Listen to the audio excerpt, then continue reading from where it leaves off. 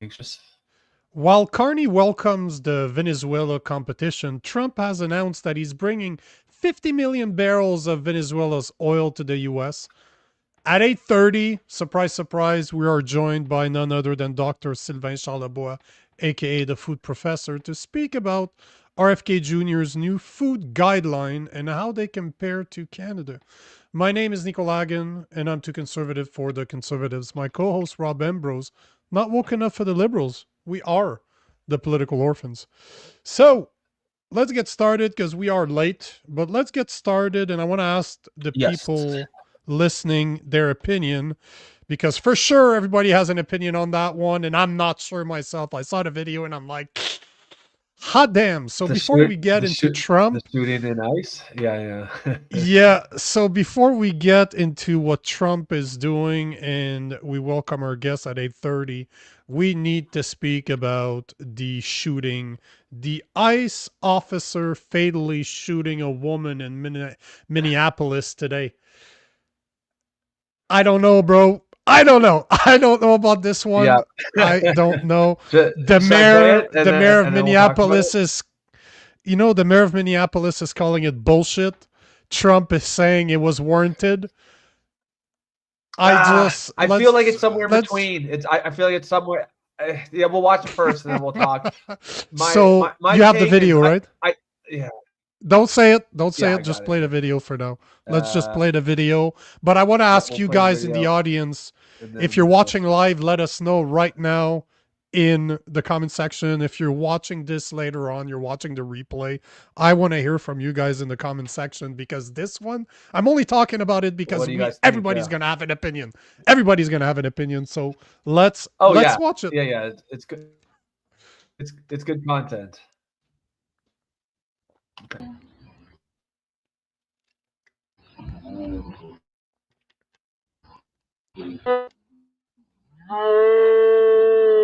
Oh shit. This is lagging something crazy, bro. Oh, do you guys have sound? Yeah, but it's super slow. Literally looks like we're on a dial-up connection from the 90s. Yeah, I think they... Yeah, I think your whole internet is... I don't know if it's me.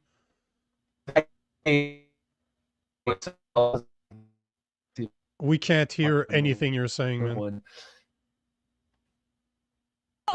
Like, I can't understand anything you're saying, so... Yeah. So it's not just me. Nobody can hear what you're saying. Yeah, so hold on. Yeah. I'll bring it up on... I mean, yeah, bring it up. It's a bit choppy. See if you can bring it up on yours. If not, I'm sure most people have seen it, but it is good to play it first. No. We need to play it. For some reason, I just installed new RAM in my brand new laptop, and it seems to make my laptop lag. But I'm gonna bring it up my other laptop. I'm just hooking it up right now. So pow. Okay. Oh, it's fine. Clips that were cut down to like... The clips that were cut down to like 5 seconds is all you need. It's really just a 5-second clip that's everything that you'd want to see. The 26-second one, like I have a 26-second one right here. That one is worth showing. Yeah, I'm loading it up right now. I'm just running on my second machine. I feel like it's a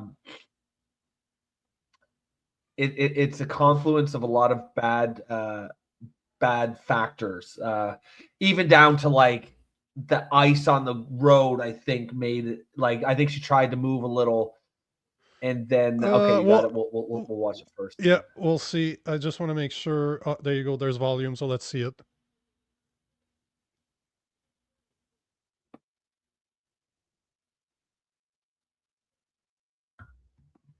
I guess CNN's lagging. Oh, that's nice. What the hell, man? Oh, there it is.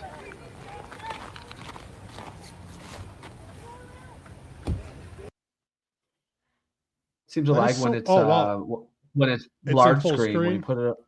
Yeah, that is try so it just like stupid. that. Yeah, that is. Hold Just on, let me hit refresh the it. yeah. I understand how the internet works. It's okay, bro. I just think there's a problem. There you go. Yep. So he goes up to talk to her. No! Yep. No! Shame! Shame! But there was a Oh. third guy, right? And you don't. Yeah. So if you go back, you see the first guy is. Holy shit! One of What them. the hell's going on? One of them's grabs on the side, and I don't know if he And gets that's not the stuck in it. same guy. But that's not the No, that's same not the one guy who did that the shooting. shoots, right? No, that's not No. the one who So did the shooting. I if you feel pay like the one who did the attention, so the shooting. guy. No, but the guy Yeah, is he already grabs. there. He's behind. Yeah, The guy that he- grabs is not the guy that shoots. No, he was on the front. The guy who does the shooter was Yeah. in front of the car, and there's the grabber. But I think the shooter thought he was protecting the grabber. I think he thought he was maybe trapped or locked in.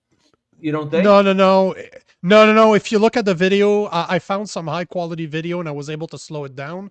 He was about to go. He had to do this. Like you see him do this and move his foot out of the way so he doesn't get his foot ran over. So that's why he shoots. So as he pulls off, like he removes his foot, he takes the gun out and he starts shooting. So we've seen the video. We've seen this tendency nowadays, I think, because we need to agree with this, that there seemed to be a massive lack of respect versus the ICE agent in the US right now. Because there's so many videos of just people grabbing their guns, grabbing their weapons, and like, I don't know what the fuck people are thinking right now. If you have a police officer, an ICE agent, agree with them or not, it's irrelevant. If they're an officer of the law, like them or not. If you try to run one over or close to running one over, you're in trouble. And that girl died. Like, she got fatally shot. Yeah. And he didn't mess around. It was like pop, pop, pop, pop, pop, and he's done. But it was 3-4. It sounded, at least, it's hard to tell when you're just on video, but it sounded like 3-4 shots. Yep. I think. So what do you guys think? What do you guys think? You could see she was parked weirdly, right? She parked on the side. So right away, I think she's fucking around. I think she wasn't on the side. No. She's not on the side. She's literally covering half of the street. She's sideways. Yeah. Like the street's like this. She knew that was ICE. She knew that was ICE, and she is an activist, right? I think she thought, it's not a coincidence that there was someone that perfectly positioned with a camera. She probably had someone filming it. Right, she thought it'd be good video to post to TikTok, and I think it's unfortunate. Good point. But like you said, you got to understand the context ICE is in right now. They're getting pressure from everywhere, and there's people, like you said, grabbing their guns, just constantly harassing these guys, much more so than any other cop right now. And that's got to put you on extreme edge, right? So you're on extreme edge already. And maybe if this is just city cops doing a traffic stop, the cops are not on a trigger finger like that. They're not on an edge. And maybe this doesn't happen.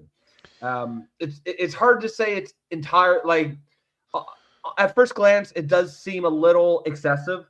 But when you consider the fact of the mindset that all ICE agents are in because of the constant harassment that these left activists are putting on them, you can understand why they're not fucking around, why they're not taking any chances. And at the end of the day, the person chose to put a vehicle like that. She chose to slam on the gas like that. I think it's unfortunate. I don't think she deserved to die. But I think given the context, you got to say the responsibility falls on her.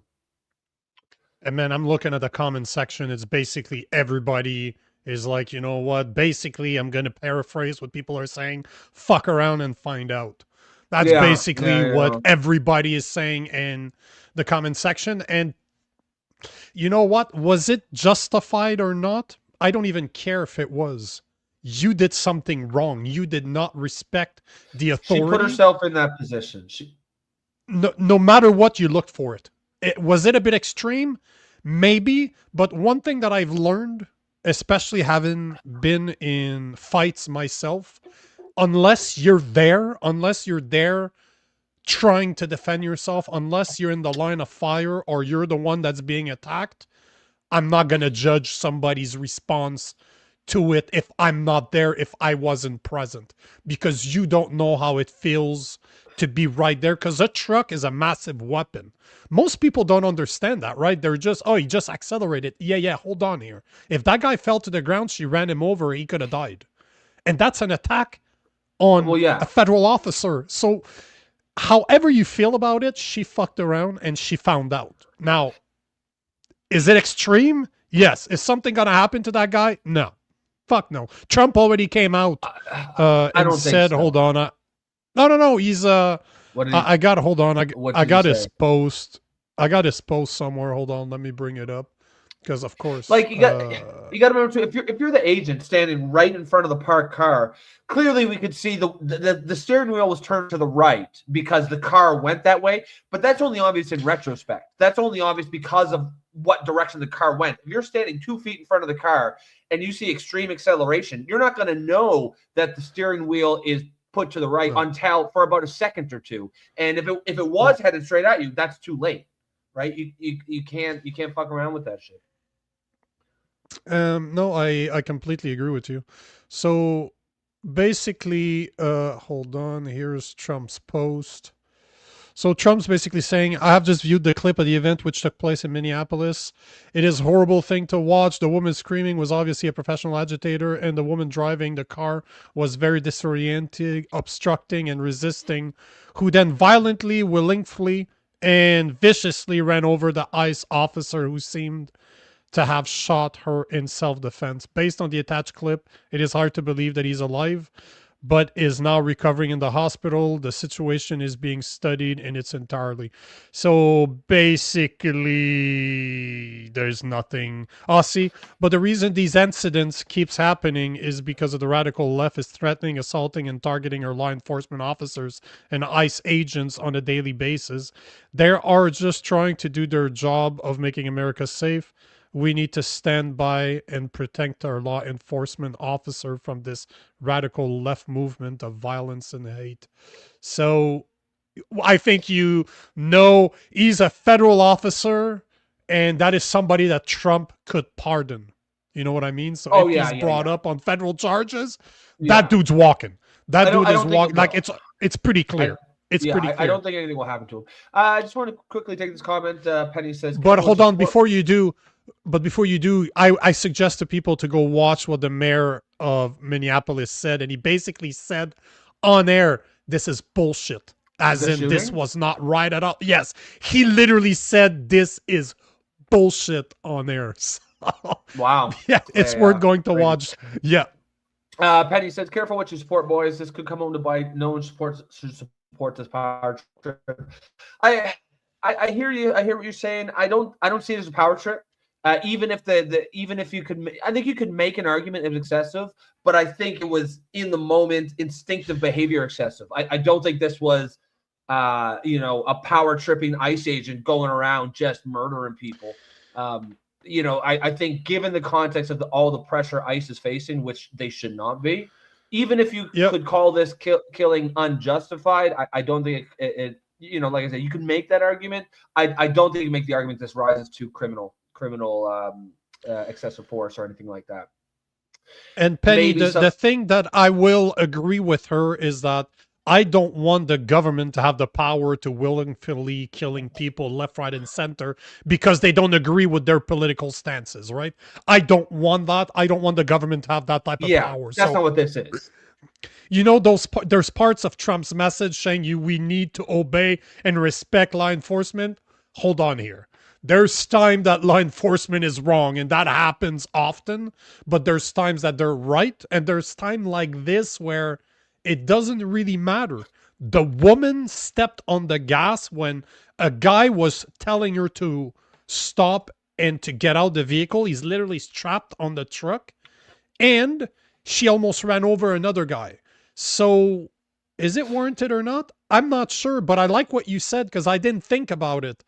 I didn't think about the fact of how perfectly set up she was, and there was somebody on her phone perfectly filming everything. It seems like a setup. That's a good point. Well, To that point here, what Sheridan says, what was the probable cause for the traffic stop? If there's not one, someone lost their life entirely. No, they did not. That was not a traffic stop. They stopped intentionally to because they knew ICE was coming up behind them, and this woman intentionally stopped to impede ICE.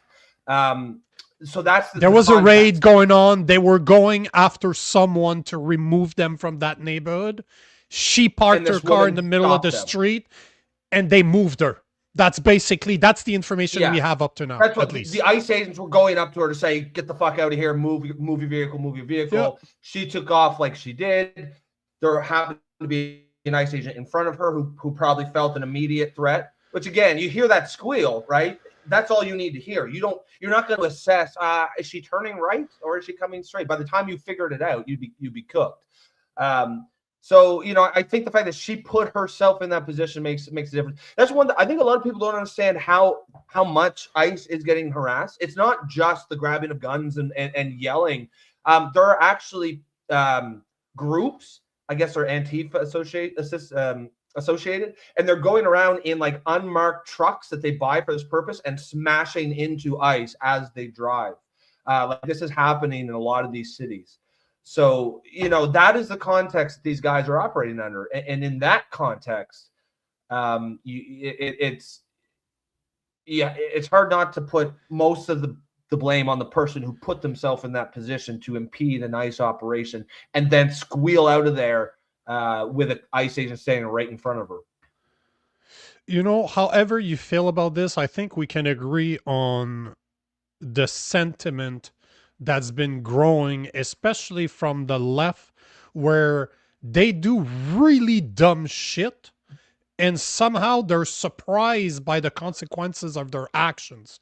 Like a lot of people are doing really dumb actions. Like I was watching a video of a small protest where people are asked to disperse, and one of the guys grabbed the guy's gun. Lucky for him, it wasn't a real gun. It was a gas, like it was just to throw gas in people's face, and he got sprayed right there. But all to say, people feel that they can grab on others. Like, forget the fact that it's police. If I'm in the street with my family and you think that you can put your hands on me and there won't be any consequences to your actions, you have a very hard life lesson coming your way, because I will not allow you to touch me.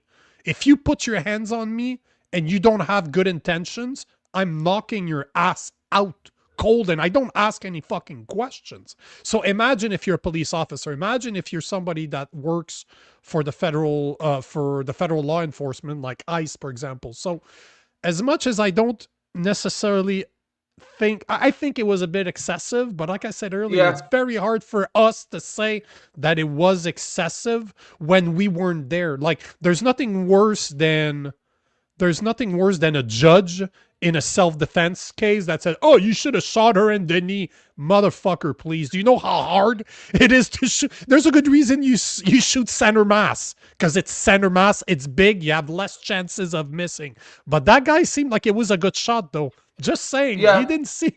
Like, I think I don't want to laugh at this because it's not funny somebody died, but that guy wasn't fucking around either. He didn't hesitate to take that gun out and it pop, pop, pop, and it's done. You see the car crash into another car afterwards. That woman died right there, or at least she was unconscious. I think, I think it feels the same way. I think it was probably excessive, but I think given the context, everything, I think it was understandably excessive. One thing, like to Penny's comment about like, and I think he would say something like, of course we don't want government going around shooting people or murdering them because of ideology or anything to do with politics or beliefs or anything.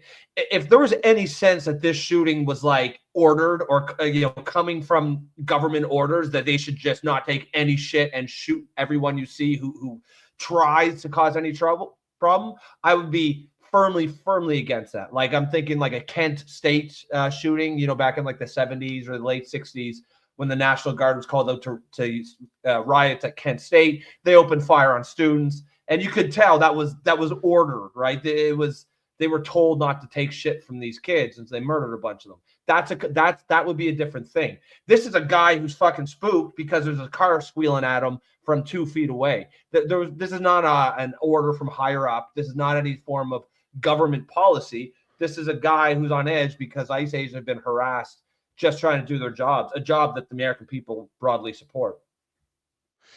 Again, I think this is the perfect situation describing fuck around and find out. Yeah. Don't put yourself in that situation. And I'd have to re-listen to the video because I thought it was 3, but if it is indeed 2, this is perfect. It's textbook. No, but this is textbook. When we get training, it's double tap. You pop in case the first miss. Plus, if you're putting another one center mass, it's fine. See, that's what I thought, Trevor.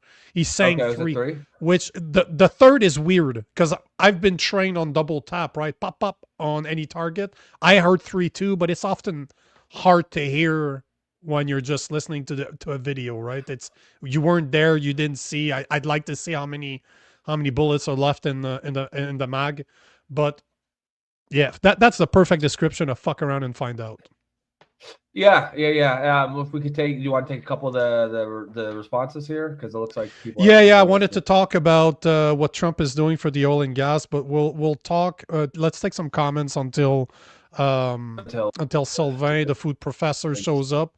I don't think it's gonna last half an hour either way, so I'll probably more go like 20 minutes. So we'll have another 20 to cover the other story I wanted to talk about. So no worries. Yep, sounds good. Will says, "Shit, man, it's a split-second decision." So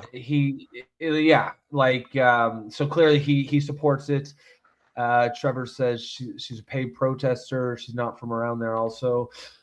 Yeah, I mean, the thing is people will say, "Oh, it doesn't matter why she was there," blah blah blah. But she's there as a professional agitator. She's gonna be approaching that situation with a certain attitude that the ICE agents are going to be very familiar with immediately, and that's going to have an effect on how on edge they are. Right? They're going to understand that this person is not just there as a regular civilian. Right? They're there to cause problems, and so.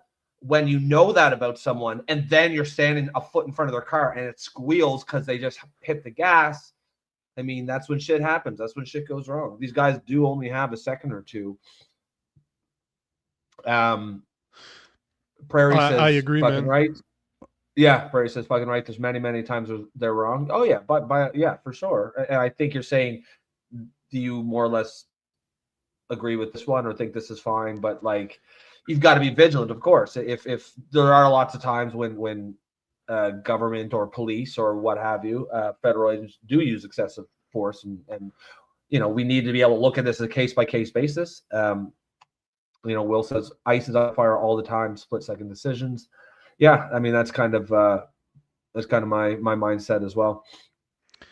It's really one of those situations. I've said it multiple times. I'll say it again. Fuck around, find out. As much as I think it was a bit excessive. I will never say that he was wrong for what he did because I wasn't there and she did something very stupid.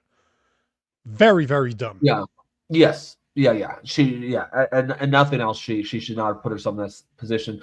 Watkins says they ordered her out of the car 3 times. She put it in reverse and then pulled it back in the drive and went right at the agent.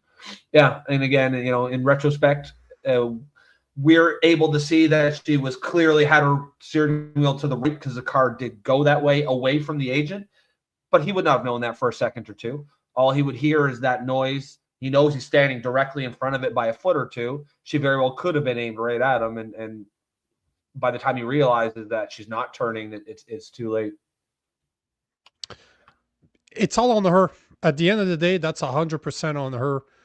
Just that video. I don't need more context than that video to understand, to know that this was stupid. That 4-second, 5-second split she did there was so stupid that he has all the excuses in the world to do what he did, even if it sounds very, very over the top. Yes, exactly. Trevor says she made the choice when she hit the gas. 100%. Casey Willis says he was wrong and should be charged, and that's a fair point. I mean, some people are definitely going to have that take. I could even maybe, I don't agree with it. I could understand an argument that it was excessive in the moment, Maybe that could be a persuasive argument if made correctly. But I don't think there's any way you can persuasively argue he should be charged or that that's a criminal offense. Yeah, Casey, I'd like to know why. I'd like to know why. Why do you think he was wrong? Because I think she was wrong. Yeah. Watkins says there's a video from the reverse angle. It shows it all. She hit him. He was bouncing off the car. Well, I mean, if that's the case, then there's nothing ambiguous at all. There was nothing wrong with that whatsoever. If he was hit by the car, then yeah, that's as open and shut as you can get. Yep. Food professor ready to go? Thumbs up. Yeah. So last minute, I reached out to friend of the show, Dr. Sylvain Charlebois, aka the food professor, to come on the show and to speak about the massive day that is today for MAHA, Make America Healthy Again, and RFK Jr. releasing his new Eat Real Food Dietary Guidelines. It's being described as a 180 turn from the Obama era My Plate guidelines. But what really interests me, and the reason why the food professor is joining us, is I want to see how it compares to Canada, because it is a massive, massive difference. Monsieur Sylvain Charlebois, bonjour. Good day, sir. Bonne année. Happy New Year. Yeah, Happy New Year. Great to see you again. You guys are non-stop. I actually was watching you over the days. My goodness. Did you rest a little? We're like the Energizer Bunny. No, yeah. Keeps going. Keeps going. And you know what? Yeah. One of the things that Rob and I have in common is that we're both very muscular, right? We both take our health seriously. We both work out. We both eat right. So I'm a fan of RFK Jr. Love the guy or not. Seeing a guy with a six-pack. Very happy with the news today. Yeah. Well, yeah, because, you know, he's in his 70s. He's still jacked. He still works out. I'm like, to me, if I'm going to take advice from someone on health, I want that person to look like him, or at least be in shape, not be obese, right? And I was looking at be healthy, or at least healthy. At least healthy. Yeah, be healthy. You don't need to be muscular. You don't need to go to the gym, but you need to be. You know, back in the 70s, you look at videos like movies from the 70s, 80s, and prior to that, everybody was kind of skinny. Like nobody was really overweight. Like the vast majority of people were eating properly. They walked everywhere. You don't need to hit the gym and be muscular. That's not the point. But you should have a good body health. You should take care of your body and eat properly. And I made a little montage here. Well, you know what? Give us your thoughts, your impressions of Eat Real Food. I love the name, by the way. Eat Real Food. Yeah. What a concept. Yeah. What a concept. Yeah, I know, right? I mean, basically, I think there's a couple of things. First of all, thank you for inviting me back. I really enjoy our chats, especially in the evenings, because, you know, your day is done and you want to lay it all out. Yeah, it's great. No holds bars. It's great. I'd say, I mean, when the news came out today, I thought, okay, there's a lot of things going on here. So obviously, to your point, Nico, I do think that the MAHA movement is all about authenticity, natural foods, going back to the basics sort of thing. And he basically reversed the food pyramid on its head, essentially saying, you know what, this is probably something that we need to consider. Animal proteins are now back with a vengeance. And I personally agree with that approach. I think it's important to recognize that animal proteins do play a big role, not only on our plates, but in the environment. Really, you need livestock to maintain a balanced ecosystem, and that kind of got lost after a while. Listening to many activists, starting with the former environment minister, who I've met a couple of times but never agreed with, Stephen Guilbeault.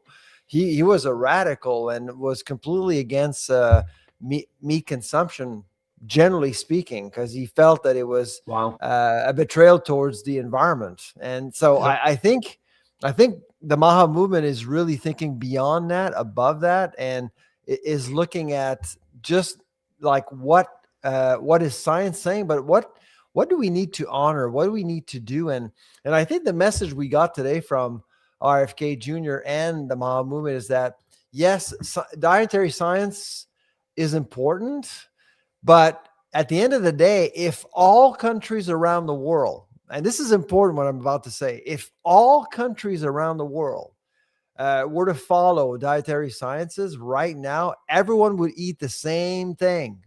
Same thing. That's basically what science is all about, right? Science will tell you our best path forward for our health.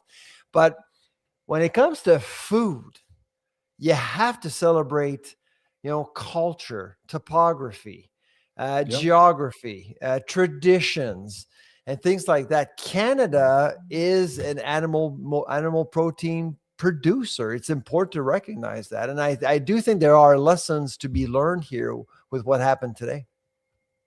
So here's a little montage that I did to compare both, and I'm kind of an asshole. I actually put pictures of the people that are pushing the agenda. So just so you know, at the bottom left, obviously this is RFK Jr. This is our health minister, the obese black woman. Sorry, but Marjorie Michel is her name. So I like to have fun with my stuff, so I added that. But on the left, you see this is RFK Jr.'s Eat Real Food. And as you were explaining, you look at the top, he completely reversed the traditional pyramid scheme that we used to see in school when we were young. He flipped it on his head. At the top, basically, literally. Yeah. Yeah. So at the top, it's all source protein. It's all protein sources, all meat. It's basically all meat products, fish products. And that's the big difference. On the right side, you have the Canadian version. And while RFK Jr. is promoting eating red meat, eggs, something that, we haven't heard about in years, which anybody that takes care of themselves understand that you need good fats, understand that beef is not your enemy, either is eggs. But look on the right side. The big difference is that the source of protein in Canada, we emphasize plant-based proteins like beans and tofu. And I was a vegan for a very long time. Like I was vegan for I didn't know. 4 or 5 years. Yeah, most people don't know, but I've only been eating meat for about 1.5 years, 2 years now. For 12 years, for almost 12 years, I was either a vegetarian or I was a vegan.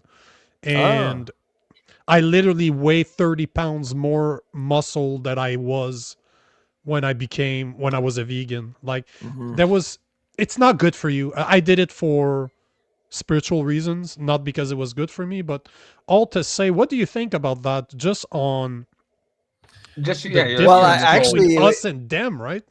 Sorry, Rob, you wanted to say something? I was just gonna say, like, what's your initial, as you see those two things? I know they're not like there's no like specific amounts or ratios, but you can eyeball it and make a pretty good guess. What do you think? No, hold on. No, but those are the ratios. That's why he inverted it. He's basically saying more meat, more vegetables, and less grain. Yeah. That's why he reversed it. And on the right side, it's literally Canada, and they're saying half your plate should be fruits and vegetable, a quarter should be. There's basically yes, it's like there's a quarter of an egg somewhere. Yeah. Yeah, but that should be a quarter of your plate should be meat protein sources, and they emphasize plant-based. And then you have a fourth of your plate that should be some type of grain. When the new food guy. Yeah, when the new food guy was introduced in 2019, if you recall, when we had the 4 food groups, the drink of choice was milk. They actually changed that to water. So that was a big deal then. I remember going on Tout le monde en parle. I don't know if you guys are familiar with the show Tout le monde en parle. So I was invited to actually talk about this when it was introduced with the Minister of Health, Jeanette Petitpas-Taylor. She was the Minister of Health then. So her and I went on Tout le monde en parle. And I mean, my message at the time, that was 7 years ago, I guess now, is the same as today. I mean, this scientifically, this guide is consistent. I mean, it's consistent with the science, but it's not Canadian. It's just not Canadian. And when you look at, first of all, when you look at half the plate being veggies, that costs a lot of money. And so I did talk to Minister Fitzpatrick after the show and ask her, did her department ever considered looking at the cost to follow the new guide versus the old guide? And her answer was no. They never actually even considered the cost to follow the new guide versus the old. And to me, inflation, I mean, food prices are a big deal. If you actually recommend to people, and by the way, the food guide is the most downloaded government document we have in this country. Okay. Really? Yeah, it's the number after our tax forms, of course. After our tax forms, the food guide is the number one document downloaded from the Canadian government's website. So it's heavily documented. Like, a lot of people follow this guide, or at least teach with it. And to me, to tell people to follow a certain diet without knowing how they'll be impacted financially was a problem. And so we did that work for them after the fact, only to realize that the new food guide did cost more than the old one. So that's one thing.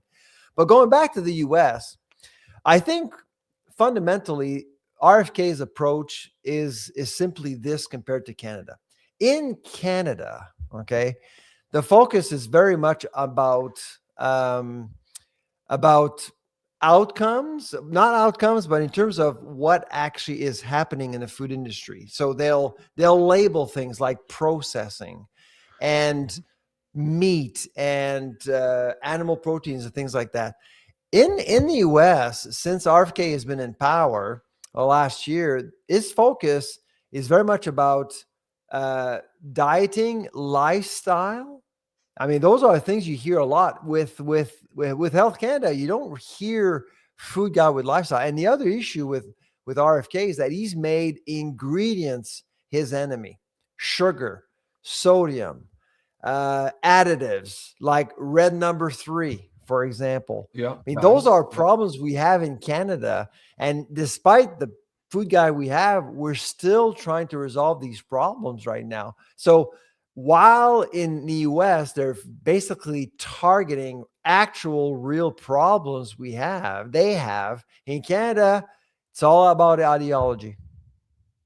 And that's what's interesting, because as someone that's been dieting for 20 years, that's always been very careful. I read every single ingredients of what I eat. I'm fully aware. If I have a cheat meal, I normally make it, and I'll know the ingredients. I know that what I'm about to eat is not good for me, but so it's going to be good in the mouth. You've never eaten sausages? That's a trick question. Which type of sausage are we talking about here? Yeah, I am French really after all, right? Your sausage? you can really taste the snout and the hoof. No. I really like but the like thing is, like, so think about a pork, like a hog. They'll take bacon and faux filet and all those parts. Everything else, grinded. That's probably in your sausage. Yeah. So what I was going to say is that it's just refreshing to see a guy that thinks the way I do, that I've been thinking for 20 years. Like a guy that actually wants to take care of his health. And it's not just something he does every now and then, or in January of every month, like right now being the craziest time of the year because everybody wants to be healthy, but they realize how hard it is. It's just good to see a guy, because I look at that pyramid, to me makes 100. That's basically how I eat: more meat, more vegetable, less grain, no processed food. I don't eat the processed sugars. And one of the things that he removed is low-cal sweeteners. He actually specifically said to be careful about those fake sweeteners. Like, he's focusing on additives, and that to me it tells me that that's his enemy right there. What we're putting in actual real food. So he's been quite clear about this since day one. In Canada, like, we're targeting like when we talk about ultra processed foods, what really people are saying is that we're pointing fingers at a sector, an economic sector. You guys are giving Canadians poison instead of saying to those companies, you know what? We have a problem here. The food that we get is not necessarily great, so let's make it great, and let's actually secure your existence by providing Canadians with good, real food. That's not what's going on in Canada. In Canada, we're targeting enemies that are part of the economy. That's not what Trump and RFK are doing. That's Yeah, common. like there's I see what you're saying. Because So processing, how much I mean, right now, I go on stage and talk to different folks, and as soon as you say processing, people feel, oh my God, that's poison. I mean, processing is part of the food economy. Farmers will farm wheat, canola, barley, and will produce hogs, will produce cattle, all these stuff. All of these commodities require some form of processing. And so right now, a lot of people in Canada say, well, if it's ultra processed, it's not good for me. Not exactly. Processing actually exists for a reason. And I think that RFK's, I'd say, regime or mantra is all about honoring all nodes of the supply chain and making it better for the consumer. Sylvain, so you work with a lot of the the politicians and the people who you have Well, I try interactions with to people who try to. yeah. They don't listen. Yes, and you obviously are have interactions with the people who come up with these food guides. Just in your opinion, this is obviously this can't be a hard number, but just in your opinion, how much of the food guide is dictated by politics and ideology? Like, for example, saying no food, no meat or low meat, if the reason is because of the environment, that's a political reason. That's not a health reason. How much do you think of this is dictated by politics and ideology, and how much by actual nutrition?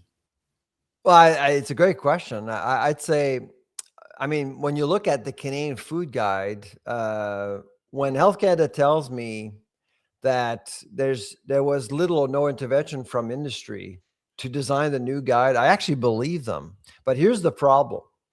The problem is that the food guide became an environmental tool. So basically, all of a sudden, you were starting to convince Canadians that you need to eat lentils, not just for you, but for the environment. And that's when they went sideways, in my view. Okay. Because you can't mix both.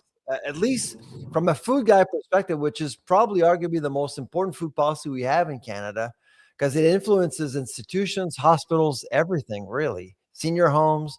It's really darn important, and you can't really mix both, in my view. It has to remain pure. So the American announcement today, I actually think that there's probably was more industry influence, but honestly, and this may actually be a little bit controversial, what I'm about to say, I have no problem seeing industry being consulted because they know what the hell's going on. They know the implications of changing the food guide. They know what's possible, what's not possible. The only thing is that you need to keep them as honest as possible, and that's why you need academics. With Canada in 2019, they went all academic. It was all academic, and 13 people were involved. 13 people were involved in designing food guide. I published with 3 of them, and I can tell you, these people are incredibly competent in their fields. They know their stuff, but they were all like-minded. They all thought the same. They came from the same school. And when you have a groupthink phenomena happening, you end up with the food guide we have today. You know, one of the things that I find interesting, and they don't really address, at least not on their pictures, like the pictures that I showed earlier, is not only the split, because the split you can kind of figure it out just by looking at the pictures of what you should eat, like compare meat, vegetables, and a grain, for example. But one of the things they rarely talk about is quantity. Because as someone, like, I'm a big guy and I fast all the time. Yesterday I ate once during my day. I do that all the time. If I don't have the time, I just eat once and that's it. Today When I've do you ate train? once. When do you train? Normally in the morning. It depends. Now that I have a young son, I'm trying to go before everybody wakes up. I'll go to the gym at Stru's 5. diets are like your living environment. I mean, kids and Yep. all that, and travel. I mean, I travel a lot, and I'm not traveling this week, but travel is tough on diets. I got to tell you, Yep, 100%. I Oh was yeah, a sales guy, so brutal. I was always on the road. But what I was it's going to hard say to is be that disciplined. Yeah, they don't address the quantity factor because you know they show you what you should eat, what your split should be, but they don't really tell you that a regular person should eat around 2,000 calories a day. yeah. That's not a lot. Well, Like what people think, when they that's not had a the lot of four food. food groups, they did that, and the group when they got together to design a new food guide, they felt it was too complicated, and Oh yeah, it of course. wasn't really adaptable to someone's appetite. Okay, and that's why they went with proportions instead of portions. That's the Yeah. call they made back in 2019. So they just let go of quantities, as you're mentioning. They just went with proportions. So your plate can be, it can be 2 meters wide. Okay. But half that plate has to be filled with vegetables and fruits. That's the call they made. So let me ask you this. This is the final question I have for you today, but do you think that Canada's due to redo their food guide and following a bit in the step of RFK Jr. is something that we should do? Well, so first of all, when they introduced the food guide in 2019, it was supposed to be revised 5 years later. That would be in 2024. It has never happened. And as far as I'm concerned, nothing is going on right now at Health Canada. And so typically Canadians or Canada or Ottawa promises Canadians to review the guide every 5 years, but we end up with a renewed guide every 10 to 15 years. It's always been like that. And I don't see that changing anytime soon. But should we follow the US in your opinion? Should we, as a Canadian, so let me ask you this, I'll rephrase my question. As a Canadian that's out there, should you follow the Canadian guide or should you look to the American guide? I think that our guide should be embedded in our own agri-food reality, in that if we are to put anything on there, we have to guarantee Canadians that they will have access to these products in an affordable fashion, 12 months a year. Avocados, we don't make. We don't make almonds. So what's going on here? Yeah. And make the food guide about food, not about the environment or anything else. I can agree with that.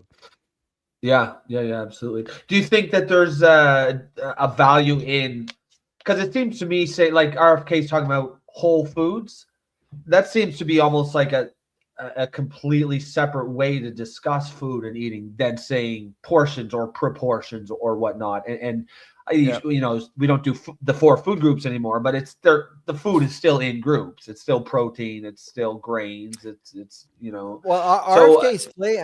I mean, RFK's play. I have to say, early on in 2025, RFK really, because he started to hammer against canola and grains, and a lot of farmers were upset with Trump and with Kennedy. By the way, this reversal or this new twist today will get Trump's base back in step, I would say. Because, I mean, I was actually at Purdue University in October. And gentlemen, you wouldn't believe how many farmers like in Indiana, okay, Trump's base, they were all upset with him because of what was going on with China, with input costs. I mean, it's not pretty right now in U.S. farmland. But today's announcement, I think, is going to go very well and will actually get farmers back into the fold for Trump. And he needs that base. So politically, there's a story there too. Yeah, I mean, it seems to me if you just tell someone only eat real food and don't even talk about anything else, no group, no proportions, if they just follow that advice, they're probably more likely to be, in my opinion, I think they're more likely to be. I think you just have a bigger margin of error. It's harder to eat. It'd be very difficult to eat really poorly if all you ever do is the only rule you live by is eat real food. Yeah, but I mean, let's be honest, just among ourselves tonight, gentlemen. I mean, once in a while, Well, of course, we should allow you ourselves to got, indulge a little bit, don't we? you got to have that the You ice know, that cream bag of or chips. the Like over the yeah, of holidays, did you course. guys I just don't think eat that's salad and turkey? Come on. I don't yeah, eat exactly. salad. Well, Salads for there was women. there I was say that to my wife there all was a the lot time. of I eat so much salad as a vegetarian and vegan. I won't eat any more salad for the rest of my life. I've ate enough. Once mean, in there a was a lot of while, I turkey. think it's important for people to indulge a little bit and treat Yep. themselves. I think we're all human beings. That's the important thing to recognize. And Yep. we all have our weaknesses, our strength, and good on you that you actually are disciplined and exercise. I exercise. I don't think I exercise as much as you guys, but I exercise on a regular basis. And I try to, we're careful what we eat as a family, but not every family has the luxury. I mean, I know some single moms with 3 jobs. How can you possibly think of nutrition when you're trying to survive? Yeah, no doubt. Like, Yeah, I mean, cost is definitely playing a role. That's for damn sure. Absolutely correct. Well, thank you, sir. Hey, by the way, quick something that has nothing to do with the interview, but I was doing research for a picture of you for a thumbnail the other day. Do you have a twin? Am I on crack, or you actually have a twin? I have a clone. Do you actually? So you know who he's talking about? I have a twin, but he's an identical twin as well. So he's got the same DNA as I have, and his name is Patrick. And so no, you're not hallucinating. He lives in Trois-Rivières, Quebec. Okay. He's a great dude, and yeah, we spend the holidays together. And he works in Trois-Rivières for a bank, and I think he's richer than all 3 of us combined. So he's doing very well. Yeah. Nice. Well, Yeah. Why So do that's you what I ask that, thought. Nico? Did you stumble across? Yeah, someone like I said, I exactly was. like him? No, I was doing some research for a thumbnail. I wanted a good picture of Sylvain, and I saw him with next to another dude. I'm like, what the fuck? Oh, okay. Does he actually have it? So that's why I asked. Because you saw a picture of both him and I. Yes, you were running. I think you were running, or you just finished running, or something like that. So he's a runner. He actually runs. Yeah, I figured. He did the. He's incredibly healthy. He actually ran. Get this. He ran in 2017. He ran the World Class Marathon, which is 7 marathons over 7 consecutive days on 7 different continents. What? That's wild. That's just think about so Chile. So he flew into Chile, then Miami, and then Spain, Dubai. I think it was Beijing, Singapore, Melbourne. I'm forgetting Antarctica. I started with Antarctica, and then after that, Chile. But in 7 days, different days in a row. He ran a marathon in Antarctica. Yeah, exactly. That's wild. So it's on the web. You can look it up, and he's the only. He was the first Canadian to do it, but this is the most screwed up thing about this. His average time was 3 hours and 2 minutes per marathon. His average time. Yeah. That's Jesus. wild, man.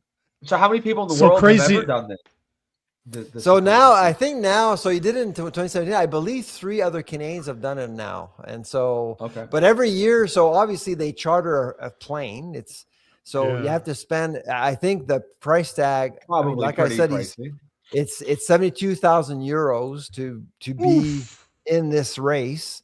And you basically, and most runners actually have sponsorships. And so you go on that plane and you fly around the world for 7 days and to run 7 marathons, and you have you have a bed and a therapist and all the people you need to go from one marathon to another. Yeah. That's crazy. Yeah. That is wild. Well, again, Sylvain, thank you very much for joining us. It was super last minute too, so thank you. My I'm pleasure. looking forward to having you again, and enjoy the rest of your day. Keep up the good work, have a great folks. day. Absolutely. Bye. Bye. See you later, man. And there you go. It's Always great to have the food professor. I'm literally doing some research earlier. I'm like, wouldn't it be cool if I invited Sylvain to talk about the new guideline? And he's like, 15 minutes before the show, he responds like, is it too late? I'm like, no. So I literally got an answer. Yep. So yeah, I like at this point now. I always like to have him on. Yes, it's not even like an interview per se. It's just like having a buddy on the show and you just kind of shoot the shit. Yep. No, he's I like him. I like him. I'm biased. I like him. I might not agree with everything that he says, but I like the personality and that's crazy what he said about his brother. Jesus. 7 marathons on 7 continents, 7 days in a row. That's wild. I've heard of for climbers, mountain climbers, there's the 7 peaks where you do climb the highest mountain on each but it's continent. not 7 days in a row. No, you don't do it in 7 days. Crazy. No, it might take I think it usually takes a couple of years. Yes. But that is crazy. 7 fucking days. A marathon? What's a marathon? Like 21 miles or 30 miles or something? 42 kilometers, 45. It's 21 miles, That's so 42 something crazy. kilometers. Yeah, man. That's wild. Oh shit. Yeah, you know what? Before that's funny. I love how commenters are reminding me about our sponsor. Thank you, Wilf. I appreciate that. Today's episode of The Political Orphans brought to you by Gabble, the world's first video debate app on the market. You can choose to watch, or you can do like I do and debate others. I was there earlier today debating people talking about if Muslim values align with the West. Awesome fucking topic. I absolutely love talking about these things. So if you guys are interested in debating other people, they have 10 different subjects every day. And you get to debate people on, you pick a side, you debate. So if you guys want to try it, the link is in the description below. Download the app. You can do it from your phone. So absolutely great.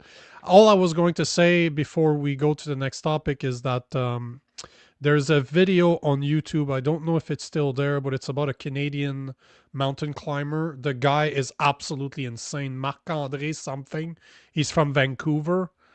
Okay. Brother, that dude, I'm going to ruin the movie for the people out there, but he dies. Like, it's pretty obvious. Like, you just need to research the guy before the movie. You're going to find out that he's dead. But the guy used to climb. Did he die alone? Climbing? Yeah, he disappeared. They don't know where he is. He literally used to go to the craziest peaks on the planet by himself. No, there's the guy that recorded the documentary about him. I think it took him 3 to 4 years because he kept on disappearing. The guy did not have social media, did not have a cell phone. The guy just climbed. There's videos of him, man. The guy is climbing peaks that are regular mountain. Then he switches to frozen water, and then he goes back to frozen mountain regular. It's crazy. You watched the guy's literally climbing freestyle, no gear, like no attachment. The guy's nuts. He just has the big hooks. Have you ever seen people climb mountains that are frozen? He has the big hooks on his shoulders as he's climbing freestyle. No rope, changing from one. Oh, I don't need them here. I hook them. Oh, I need them here. He uses what the guy is absolutely nuts. So if I don't remember what the name of the documentary is, but if one of the best documentaries I've ever seen, the guy's just crazy in the head. There's something wrong with that guy. There was something wrong with that guy. I hope it's not the guy I'm thinking of. There was a documentary I watched about. It was about a free climber. I think it might have even been called like Free Climb or something. I don't think he's from BC, but he climbed Yosemite or El Capitan in Yosemite, like just free. Yeah, just climbing, for shits and giggles. just no ropes, no nothing. Just it's fucking wild, man. He's like autistic as fuck. No. I forget The his guy name. you're talking about, not only, I think we're talking about the same guy, but he ends up dying. But not only did he climb El Cap, not only did he climb El Capitan freestyle, he beat the record without knowing. He wasn't trying to beat the record. The guy climbed for himself, but he turned out he smoked the record in freestyle. And the guy that held the record is like, hey, fuck you. He went back to try to beat the record, but he's like, that guy's crazy. Like, you have some of the biggest climbers in the documentary. They're just talking about him. That guy's just, there's nothing like him. They've never seen anything like him. What's his name? But he died. I'm going to check it out right now just because now I'm, hold on. Fuck, I hope it's not the guy that I'm thinking of. It's Marc-André or Marc-Antoine something. It's called The Alpinist is the name of the movie. It's Marc-André Leclerc. Sounds like a French dude, but he's English from BC. Yeah. If you guys, he's from Chilliwack in Vancouver area. So if you guys want to see a fucking cool documentary, The Alpinist on Netflix. Marc-André Leclerc. Yeah, like he died in 2018 at the age of 25 years old. And the guy just, it's insane how that guy was just a phenom. Like, just crazy, absolutely nuts. But if you guys are readers, if you guys are book readers, read the book called The Rise of the Superman. It's a journalist that wrote a book about mountain climbers and how they are pushing the envelope so much because their life depend on it, that they're accessing parts of the brain that we don't access, that they so hyper focused because one bad move means you die, that they're kind of superhumans. It's very cool. The book is awesome. The documentary is awesome. So The Alpinist, watch The Alpinist. Okay, I'm done about that. Last thing I wanted to talk about. I'm gonna look that up because I'm gonna watch it again. I've watched it a few times. I just really like that documentary. Before I let you guys go, we might be late 5-10 minutes just because I wanted to cover this because it actually matters for especially the people of Alberta. One of the reasons why they should be separating. But while Carney welcomes Venezuela oil as our low carbon oil will be competitive, Trump posted this yesterday announcing, I am pleased to announce that the interim authorities in Venezuela will be turning over between 30 to 50 million barrels of high quality sanctioned oil to the United States of America. This oil will be sold at its market price, and that money will be controlled by me as President of the United States of America to ensure that it is used to benefit the people of Venezuela and the United States. I have asked Energy Secretary Chris Wright to execute this plan immediately. It will be taken by storage ship and brought directly to unloading docks in the United States. Thank you for your attention on this matter. So if you guys remember 2 days ago, we did a deep dive on what was happening there and how this would impact Alberta. And just so you guys, I just want to give a little refresher, but basically what he's saying right here is that he's importing 50 million barrels of Venezuela oil, no pipeline, no carbon tax, and of course, no tariff, just good old market price oil.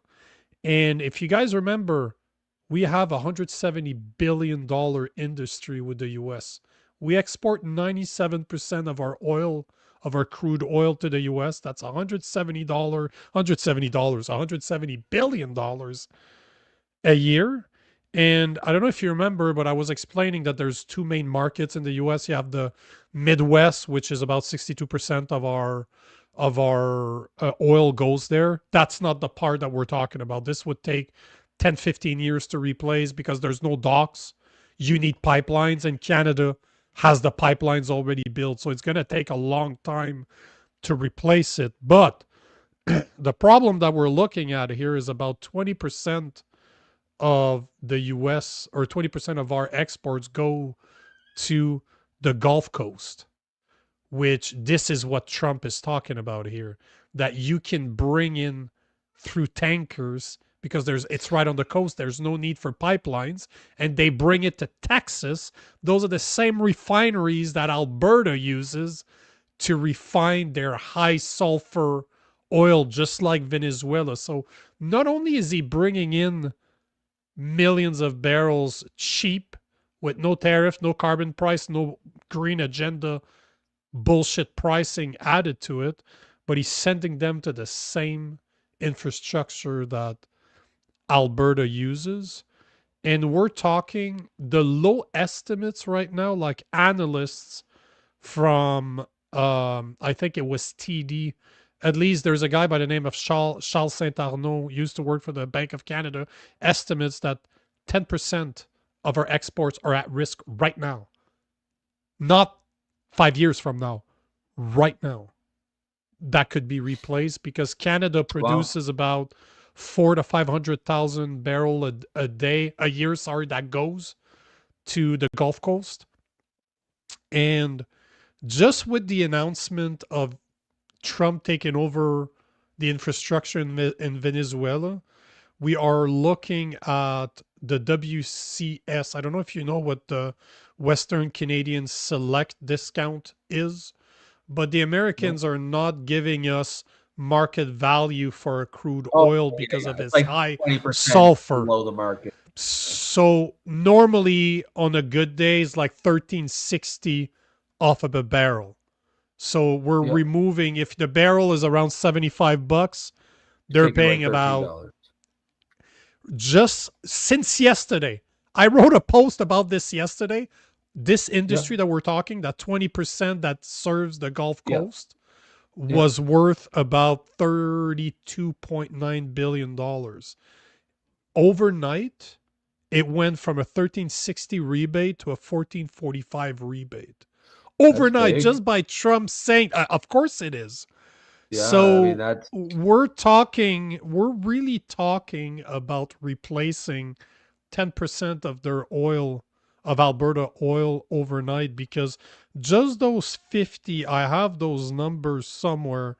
I believe that the 50 million barrels that he's introducing, that he's bringing to the US, is replacing a few months, because if they're taking about 4 to 50, so you're talking 2 months, between 2 to 3 months supply now, they're going to get it from Venezuela. They won't need it from Alberta.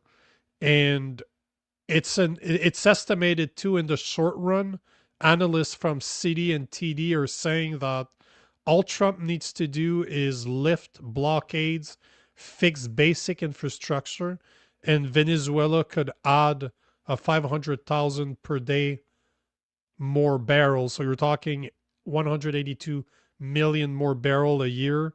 And they're producing, remember we were talking about this, they're producing about 1 million a day. So 365 a year. They could go to over 500 overnight. Not overnight, but before the end of the year. So you're talking about replacing that whole sector, that whole 2019 to 20% could be gone this year. That's insane. That's $32.9 billion a year that could be removed from Alberta's economy. They estimate that, their estimate is that if they invest, but listen to this is what's messed up. In the long run, in a few years, if they invest between about 100 to 180 billion dollars, they could go to the Venezuela peak, which was 3.5 million barrels a day, which is 1.2 billion barrels a year, and Alberta produces 1.5 billion. So within a few years, they'd be able to almost completely replace Alberta by just going back to their high producing days from the 90s. Well, so it's also, I feel like people get confused when they say replace. It's not going to be replaced. There's, like, we sell right now 4 million barrels of oil to the United States every day. We're still going to sell 4 million barrels. What's going to happen is we're going to get a lot less money for those 4 million barrels. Like, it's not like there will be any scenario where the U.S. does not need more oil. They always need oil. It's just the price will be a lot less. Like that number you just gave, the basically the discount that we get, it went from 13 to it went down by $1 or something.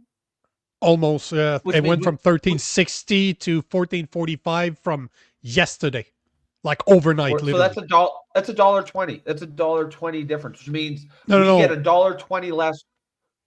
Or is it 80 It's less cents? than that's like 85. It's 85 cents. Oh, okay. Yeah. I got you. Okay. And that's one day, right? So, I mean, if you calculate that's 85 cents less per barrel, which people might not sound like a lot, but that's 4 million. That's $3.4 million a day. And then if you multiply that by a year, that's $1.24 billion just in one day that we're getting sucked out of Alberta's economy. And that's one day. Like maybe it's $2, $3, $4, $5 in the next couple of weeks. Now we're talking real money. So yeah, this it's not like we're going to be sitting there with just barrels of oil on our hands and nothing to do. It's just we might have to sell it for $30 or $20 less than the market price, or than what we're expecting to sell it for. Because remember, they're doing these projections years and decades out. So all the numbers that we're given for the economy and all the budgets that the political or the each political cabinet member has to present to the prime minister, that's all based on projections. And if we're losing billions of dollars in projected money we thought we were going to have and now we don't, that's going to fuck everything up. Of course it will. And remember what Carney wants to do. He wants to add a carbon tax on the provincial level in Alberta.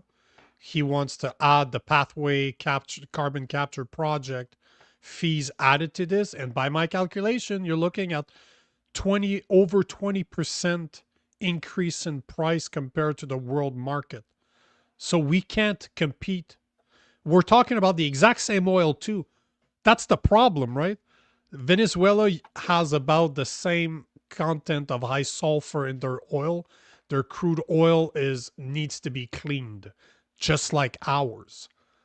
And they have the infrastructure already in place that we use, because we don't use our refineries in Canada. And the estimates are saying that to build a new large-scale refinery in Canada today would cost between $15 to $25 billion. It would take about 10 years to build. Permitting. But listen to this. 10 years to build, 30 years to pay off. So do you think that a guy in Mark Carney that's pushing his 2050 WEF green agenda is going to invest $15 to $25 billion over 10 years to have 30 years to repay it? Never gonna fucking happen. So we are not in a good spot. Like Alberta is, if there was something that might have pushed Albertans over it, that might be it. Because Carney's not doing anything about it. Carney is kind of laughing, saying that he is welcoming the competition from Venezuela. Yeah, that's I don't know if that's the right I mean, hopefully he's just doing that for the cameras, and behind the scenes he understands that this is a serious issue, a serious threat that needs to be taken seriously. I'm just going to take this one before we go. Venezuela can pump about 1 million barrels a day. Alberta pumps 4 million a day, so we're not worrying about nothing. Yeah, you clearly did not listen to what I said. In its peak in the 90s, Venezuela was pumping 1.2 barrels a day. Sorry, they were pumping 1.2 billion barrels compared to the 1.8 Canada's pumping right now. But their reserve is a lot bigger than ours. They're almost twice the oil reserve that we have. And I guarantee you that the US will invest that money. They will invest a shit ton of money to rebuild that infrastructure, because even their power grid is shit in Venezuela and it cannot handle a lot more production. They'd have to upgrade. They'd have to upgrade a lot. But they will pay for it. You're talking about a lot of American jobs and a lot of Venezuelan job and a lot of corporate profit. So believe me, they will invest that money. Alberta needs to be very worried over the next 3 to 10 years. Because I'm telling you, man, just by the estimates are saying 10% literally by the end of the year is what we're talking about that Alberta could lose. And that is, we're talking about $13 billion, give or take. 13 to 17 billion, depending on where the price, is the reduction that the US get going up, because that portion is going to be smaller. But we're talking about last year would have been about 16 to 17 billion dollars. That's the equivalent that they're going to use. They will potentially lose by the end of the year. That's not a small feat, man. That's like 10%. No. That's a lot. So yeah, quick update on what we've been talking about, and I'll keep bringing those up as they come up. But I love the show today. Great debate on if I should have shot that woman, food professor, last minute. And then more Trump stuff. Yeah, no, that was good. That was a good show. Good topics. All right, guys, we're going to put a pin in there. If you are just tuning in and you want to support the show, you can please consider becoming a member. You can do that through YouTube for the low price of $2.99 per month. You can also buy us a coffee, which you can see in your upper right-hand side of your screen. And the other way you can support us is keep coming back. Throw those comments in there, and we'll get to them. Other than that, folks, have a great night. We will catch you, and we'll close off the week tomorrow night, the Thursday show. And then remember, we're moving to 7 p.m. Eastern time next week. Yes. Good, starting on Sunday. Good point. Good for you. Yeah. That's right. Good for you. On that note, we'll see you guys tomorrow. Yeah, you like balls, all right. Bye. Yeah, I'm on all the balls.